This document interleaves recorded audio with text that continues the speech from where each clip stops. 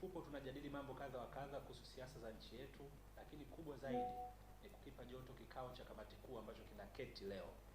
Kimeanza leo Aprili 28 na kitamalizika kesho Jumatano Aprili 29 mwaka 2026, kikiwa na mambo kadha wa kadha kinajadili, lakini kubwa kabisa kitatoka na maamuzi ya mwelekeo wa chama baada ya mwaka mmoja au mheshimiwa mwenyekiti wa chama kuwa nje, kuwa ndani ya kuta za gereza zile kwa kesi ya uongo kabisa ya uhaini, lakini tumemaliza kile kifungo cha miezi 11 cha chama chetu kuto kufanya shughuli za siasa.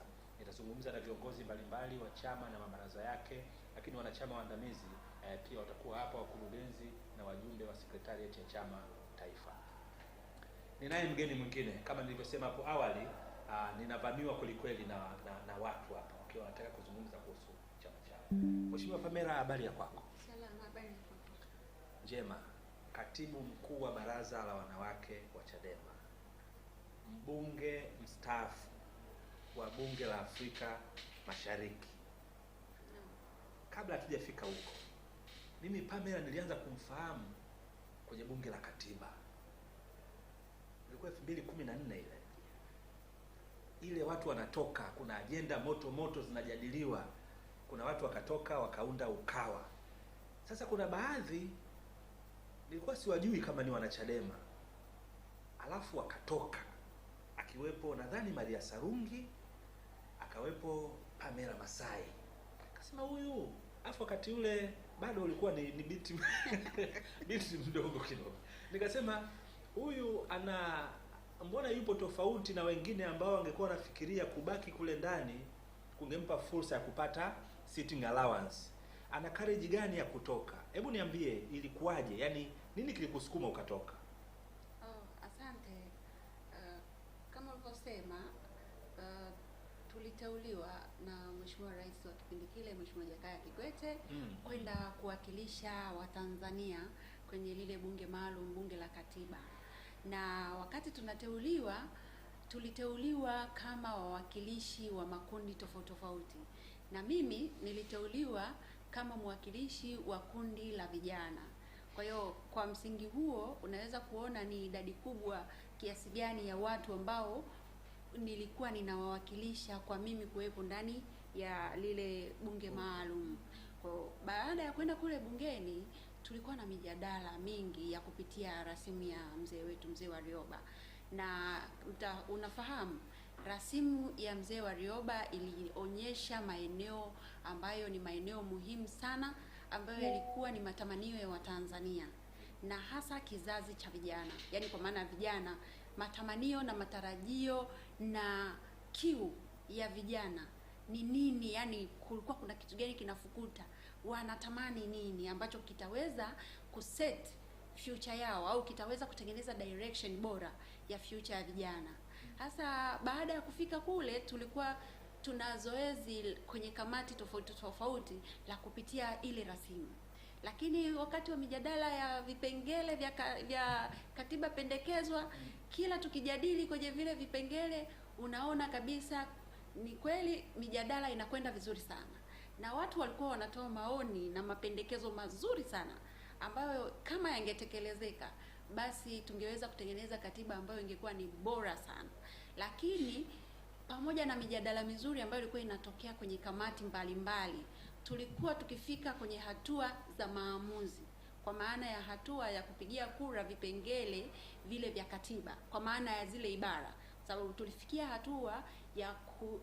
hatua ya mwisho ya kupigia kura kukubaliana na mapendekezo au ushauri, maoni ya wajumbe wa kamati, aidha kuboresha au kuondoa baadhi ya vitu na kuongeza baadhi ya vitu vilivyoko kwenye katiba pendekezwa.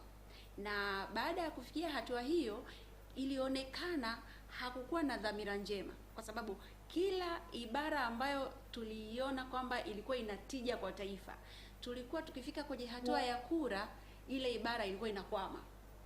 Kila mkitaka kupigia kura kitu ambacho kinatengeneza future bora ya Mtanzania, tukifika kwenye hatua ile ibara inakwama. Watu wanataka ichomolewe. Watu wanataka ile ichomolewe au ibadilishwe kabisa, kitu ambacho binafsi nilihisi kabisa kwamba sitakuwa sehemu ya kuwatendea Watanzania haki, lakini zaidi kundi kubwa la vijana ambalo nilikuwa naliwakilisha.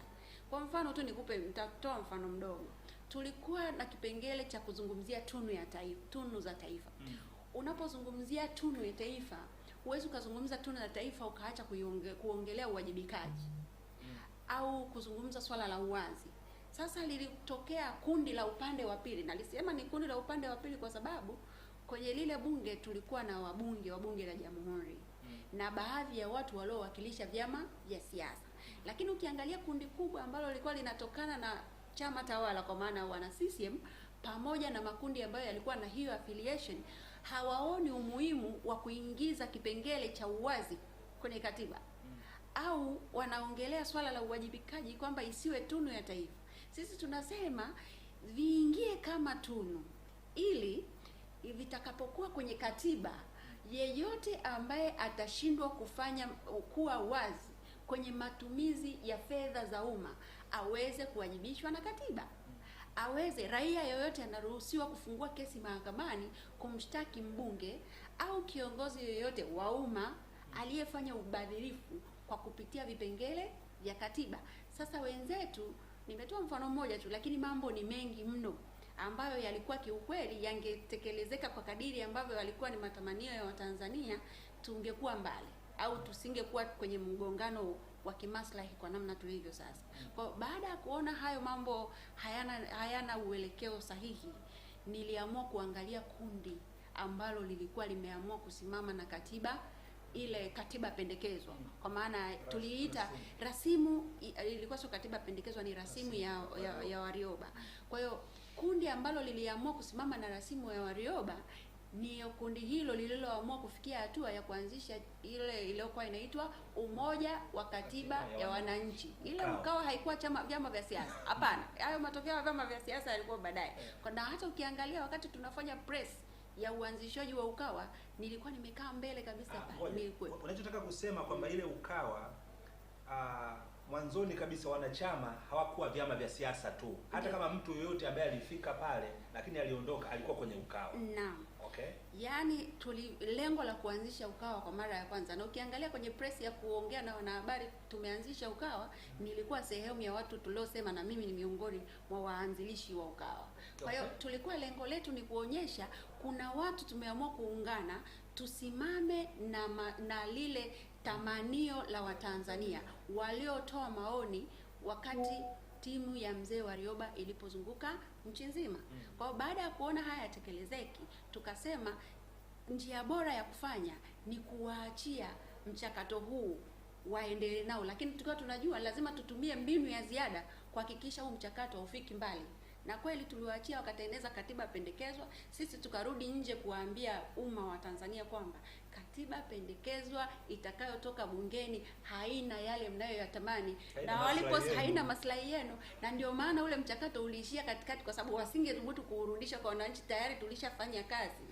Ndio swali ambalo nataka lifuate, kwamba nyinyi mlivyoondoka, ama nakumbuka mpaka katiba pendekezwa ikatengenezwa, ilikuwa sasa ipelekwe kwa jamii ili ipigiwe kura. Kwa nini ilikwama? Kumbe kuna kazi mliifanya baada ya kutoka kuhakikisha kwamba ile rasimu ambayo imechakachuliwa kutengeneza katiba pendekezwa isikubaliwe na jamii. Na labda tu nikwambie, umma wa Tanzania sio umma wa watu wasiojitambua. Kwa hiyo umma wa Tanzania unasikia, unasikiliza na unaelewa. Kitendo cha umma wa Tanzania kutoa maoni yaliyotengeneza ile rasimu ilikuwa ni kiashiria tosha kwamba tutakaporudi kuwaonyesha kwamba maoni yao hayakusikilizwa, hata ingetoka katiba pendekezwa, kura zisingetosha na zisingepita. Wakaona ili kukwepa hiyo aibu, wakaamua kushikilia mchakato. Sawa. Sasa swali langu, ile ilikuwa ni 2014. Leo hii 2026. Miaka 12 imeshapita. Assume mchakato wa katiba mpya unahuishwa, ile rasimu ya Warioba bado ni valid kwa namna ulivyoisoma? Maana mpaka umeingia bungeni lazima ulipitia sana. Unadhani bado ina mashiko? Rasimu ya Warioba ina mashiko kwa asilimia kubwa sana, lakini kwa kulingana na mazingira ya sasa na mambo ambayo tumeshayapitia na vitu ambavyo vimeshaendelea kuchezewa kwenye taifa hili, bado rasimu ya Warioba itahitaji kufanyiwa aidha maboresho au kwa kadiri ambavyo itawezekana, kwa maana kama zitaundwa timu, kama kutakuwa na bunge jingine, lakini ni lazima mapendekezo mapya ya Watanzania kuhusiana na kilicho ndani ya rasimu ya Warioba yatoke tena.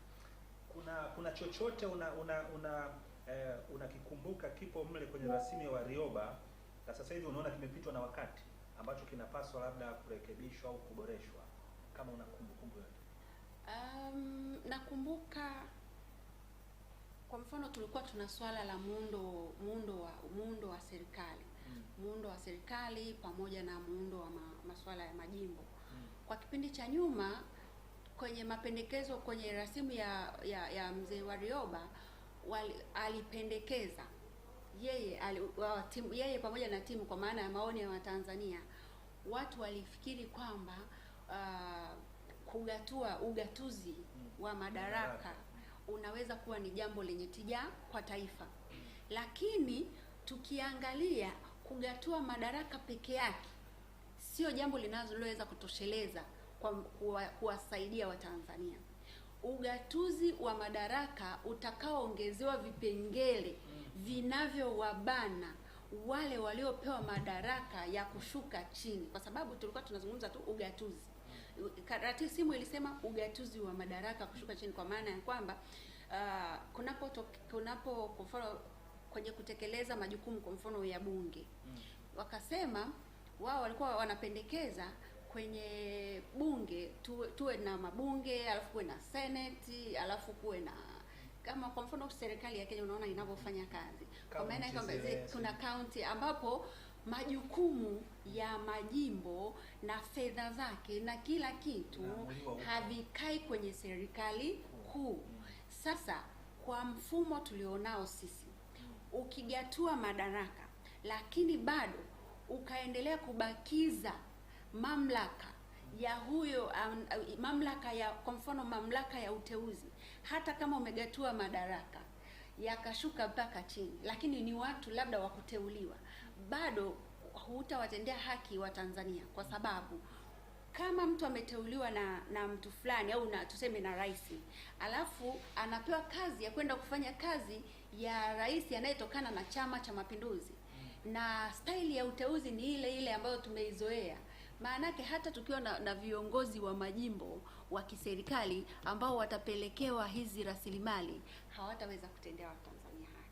Kwa hiyo ugatuzi wa madaraka sasa usilenge tu kile kipengele tulichokuwa tunakizungumza sijui kwenye wabunge, maana ilikuwa sana watu walikuwa nalenga wabunge kwamba kwenye mabunge kwenye majimbo kwenye mbunge mwanamke mwanaume, alafu ili waweze kufanya kazi vizuri mgawanyo yao ianzie kwenye majimbo, lakini au kuwepo kwa magavana. Kwa hiyo swala la wakuu wa mikoa liondoke, wakuu wa wilaya liondoke, lakini linaondoka kwa wao kuteuliwa au kuchaguliwa.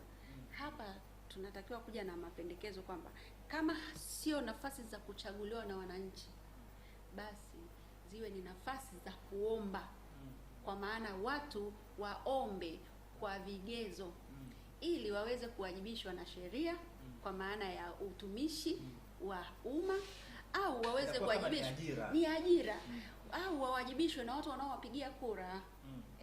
Lakini swala la kuteuana nadhani ni changamoto. Sawa, nipo na Pamela Masai, ni katibu mkuu wa baraza la wanawake wa Chadema, yani Bawacha, lakini ni mbunge aliyemaliza muda wake wa bunge la Afrika Mashariki. Tunazungumza hapa mambo mawili matatu wakati kamati kuu kule inaendelea na kikao cha siku mbili. Leo siku ya kwanza, watamaliza kesho kabla ya kutoka na maazimio ya chama. Okay, tulikuwa tumeanza na issue ya katiba, bunge la katiba, maana alikuwa ni mjumbe kwenye bunge la katiba na alitoka akaungana na Ukawa, ndio akatengeneza ule Ukawa akiwa binti mdogo kabisa, fikiria miaka 14 iliyopita. Alichukua wajibu huo wa kuondoka na kuacha hiyo katiba isichakachuliwe.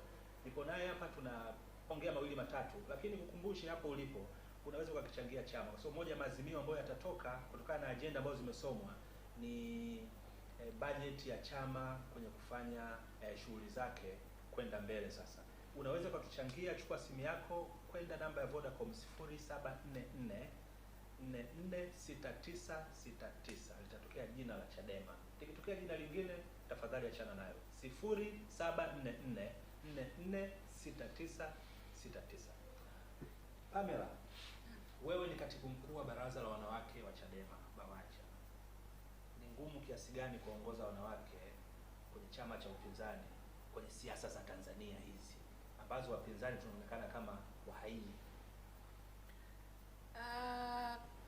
Kuwaongoza wanawake wa Chadema haina ugumu, bali kuna changamoto ambazo tunakumbana nazo kama viongozi wao, na changamoto hizi sio zinazotokana moja kwa moja na wanawake wenyewe, bali mazingira yao ya siasa zao nyuma yao ndio yanayotufanya sisi tupate ugumu. Kwa mfano, naenda moja kwa moja kwenye mfano kwa sababu wanawake wengi wamekumbwa na changamoto kwa kipindi hiki, hasa za uhofu. Kuna wanawake ambao wamejikuta wamepoteza familia zao, ambapo kimsingi kabisa mtu yeyote ambaye amekumbwa na madhira ya kumpoteza mume, aidha kwa kupigwa, kwa kuumizwa au kwa kupotea au kuuawa, hawezi kuwa tena na amani ya kwenda kufanya siasa. Kwa unapokuwa na mtu ambaye ameathirika kwa namna hiyo, unaweza kuona ni kwa namna gani inakuwa ngumu kama kiongozi kumshawishi atekeleze majukumu ya kisiasa. Lakini vile vile wapo wanawake ambao wanakumbana na changamoto kutoka kwenye familia zao, kwa maana ya namna familia zinavyo-treat sasa hivi, kwamba wewe uko kwenye siasa na unaingiza familia kwenye matatizo. Kwa hiyo moja kwa moja imewanyima wanawake furaha kwenye familia zao. Hawawezi kupata ile amani kwenye familia. Familia zao zinahisi wao ni chanzo cha tatizo la familia, au saa yoyote wanaweza kuleta shida nyumbani. Hiyo ni changamoto ya pili ambayo kwa kipindi hiki, hasa kipindi ambacho siasa zetu zimebadilika sana, siasa ambazo zimekuwa ni za kuindana, siasa zinazoonyesha kwamba hakuna dhamira ya dhati ya kulijenga taifa kwa pamoja, siasa za visasi, za kukomoana. Kwa hiyo kwa kuwepo kwa mazingira haya, wanawake wengi wa Kitanzania, hasa wanawake walio Chadema, wanalazimika wengine kufanya siasa kwa siri. Kwa hiyo sasa fikiria, wewe unafanya kazi na watu, kama kiongozi nataka mwanamke afanye jambo au afanye shughuli ya kisiasa, aende akatekeleze majukumu kwenye maeneo mbalimbali. Alafu mwanamke huyo anakuambia, kwa sababu sasa nyumbani siruhusiwi kufanya siasa, inabidi niende kwa siri. Au uniwezeshe ili niweze kufika, kwa sababu siwezi kupata sapoti nyumbani, siwezi kupata sapoti kwa watu walionizunguka. Kwa hiyo kunakuwa na kazi ya kuhakikisha yule mwanamke unamwezesha ili aweze kufika eneo la tukio kufanya kazi ya baraza. Lakini mbali na hapo, tunahatarisha maisha ya wanawake wengi, kwa sababu anapokubali kufanya kazi ya siasa ambayo huku ana hofu, lakini anaamua kwenda kuifanya, maanake anaweza kuhatarisha ndoa yake, anaweza kudhurika huko alikoenda, na utakuwa na wajibu wa kueleza ulimtuma wapi au wamekwenda kufanya nini. Na kwa kuwa sasa hivi tuko kwenye mazingira ya kisiasa, wenzetu hawakawii kutengeneza propaganda kwamba baraza la wanawake limetengeneza mkakati wa kuwaumiza wanawake wa Kitanzania. Kwa tuko kwenye mazingira hayo ambayo yanatupa wakati mgumu sana wa kuendelea kuwahamasisha wanawake walioko kwenye siasa waendelee kufanya.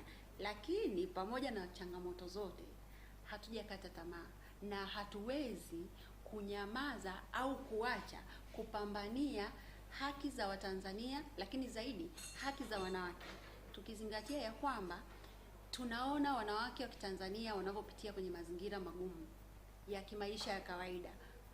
Masuala ya afya ya uzazi, unajua changamoto wakina mama wanazopitia. Kwa tusipokuwa wanawake tunaweza kuwasemea Watanzania, sisi tukawa mifano, tukaenda front, tukapambana kusema kwa niaba ya wale ambao wana hofu, hayupo mwanamke atakayeweza. Mfano mzuri uliuona kwenye maandalizi ya siku ya mwanamke duniani Machi 8, uliona sekeseke letu nchi nzima.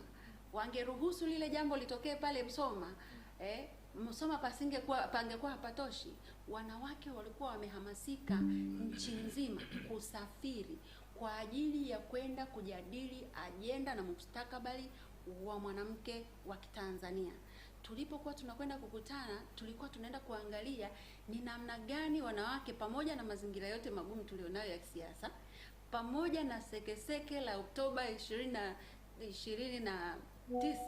pamoja na matishio mengine yote, pamoja na wanawake kupoteza watoto, pamoja na wanawake wengine kupoteza waume na ndugu na jamaa na marafiki, bado wanawake wa Kitanzania wana imani na Chadema, lakini wana imani na baraza lao, kwamba hili ndio baraza pekee kwenye taifa hili linaloweza kusimama kuaddress changamoto ya mwanamke wa Kitanzania na kuseti uelekeo wa mwanamke wa Kitanzania pamoja na watoto wa Kitanzania. Ukiongea mwanamke, huwezi kumwacha mtoto nyuma, na kama utaweza kulikomboa kundi kubwa hili la wanawake, manake basi umemaliza changamoto za watoto.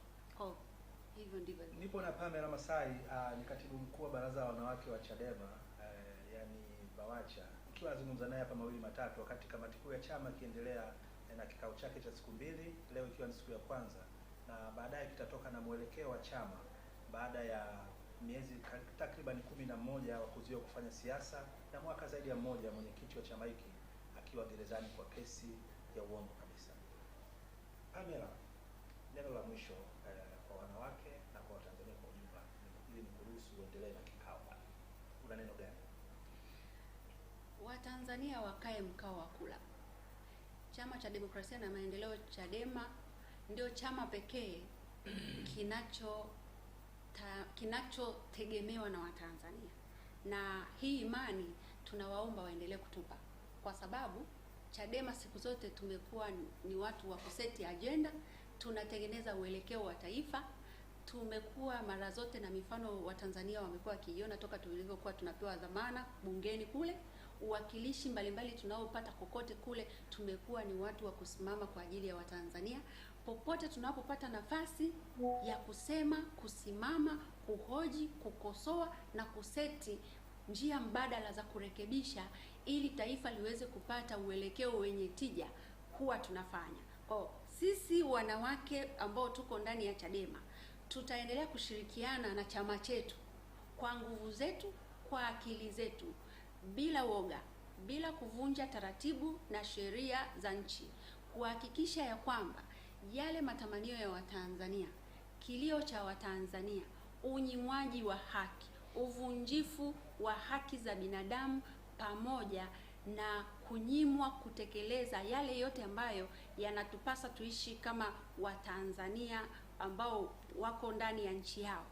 Matumizi ya rasilimali tulizonazo, rasilimali za asili ambazo tumezikuta mababu zetu walikuwa wameziacha, tunatakiwa tushirikiane kwa pamoja. Tutawafikia Watanzania wanawake, mtuunge mkono, mjiunge na Chadema, tusukume gurudumu hili kwa pamoja. Tuhakikishe haya tunayoyasema yanakwenda kutekelezwa, hasa tutakapopata katiba mpya. Katiba mpya ndio msingi wa kila kitu kwa sasa, pamoja na tume huru ya uchaguzi ambayo imekuwa ni changamoto kwa mustakabali wa taifa letu. Nashukuru sana Pamela kwa muda wako. Kesho nitakuhitaji tena.